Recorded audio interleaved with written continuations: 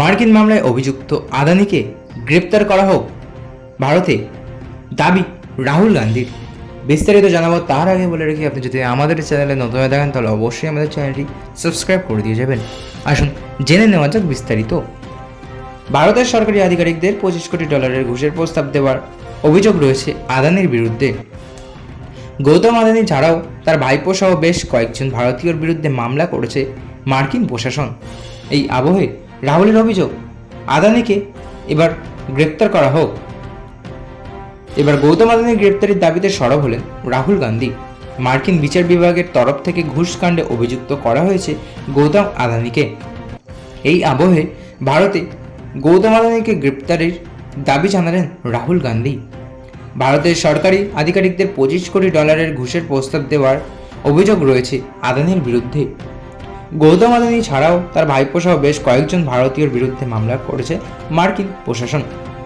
এছাড়া সেবি প্রধান মাধবী পুরী বুচুকেও গ্রেপ্তারের দাবি জানিয়েছেন রাহুল গান্ধী। রাহুল গান্ধী আজ এই নিয়ে সাংবাদিক সম্মেলন করে বলেন, এটা এখন বেশ স্পষ্ট যে আদানি আমেরিকান আইন এবং ভারতীয় আইন উভয়ই ভঙ্গ করেছেন। তাকে মার্কিন যুক্তরাষ্ট্রে অভিযুক্ত করা হয়েছে এবং আমি ভাবছি কেন মিস্টার আদানি এখনও এই দেশে মুক্ত রাখা হয়েছে। আজই আদানিকে গ্রেপ্তার করে জিজ্ঞাসাবাদ করা উচিত, কিন্তু আদানিজিকে গ্রেপ্তার করার ক্ষমতা প্রধানমন্ত্রীর নেই, কারণ তাকে তো চালান আদানি। উল্লেখ্য, ভারতের সরকারি আধিকারিকদের $25 কোটি ঘুষের প্রস্তাব দেওয়ার অভিযোগ উঠেছে আদানির বিরুদ্ধে।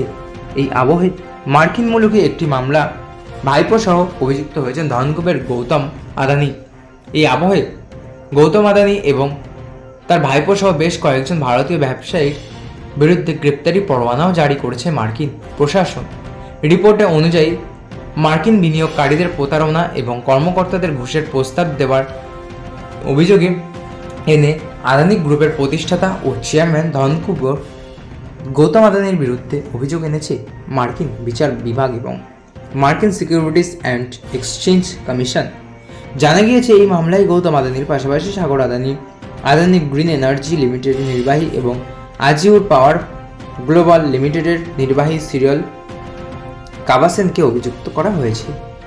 আদানির বিরুদ্ধে অভিযোগ, ভারতীয় আধিকারিকদের ঘুষের প্রস্তাব দিয়ে কয়েক বিলিয়ন ডলারের চুক্তি করেছিল তারা। এরই মাধ্যমে আমেরিকা এবং আন্তর্জাতিক বিনিয়োগকারীদের বিভ্রান্ত করে তারা টাকা তুলেছিল বাজার থেকে। দাবি করা হয়েছে 2021 সালের জুলাই এবং 2022 সালের ফেব্রুয়ারির মাঝামাঝি সময়ে ভারতীয় সরকারি আধিকারিকদের ঘুষ দেওয়ার প্রস্তুতি দিয়েছিলেন আদানি গোষ্ঠী।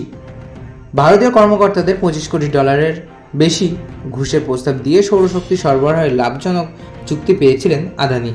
এই চুক্তিগুলো থেকে 20 বছরে $200 কোটি বেশি মুনাফা অর্জনের আশা করা হয়েছিল।